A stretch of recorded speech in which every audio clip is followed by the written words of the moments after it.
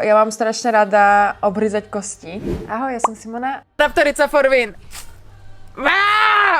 A dnes som tu pre Hej FOMO. Ďakujem. Dobre, ja už vidím to prvé a to sa nedá proste nevybrať. Urob dinosauří zvuk. Dobre, tak tentokrát sa nepozerám. Pre koho by som hlasovala na ďalšej kmeňovke?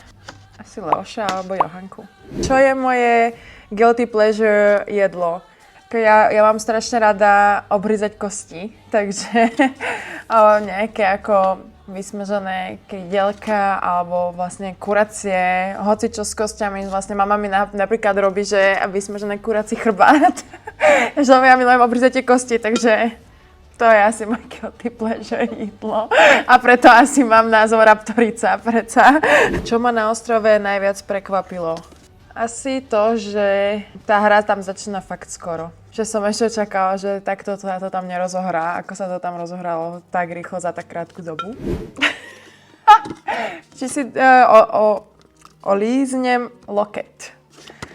To sa mi asi nepodarí. Nie, to sa nedá.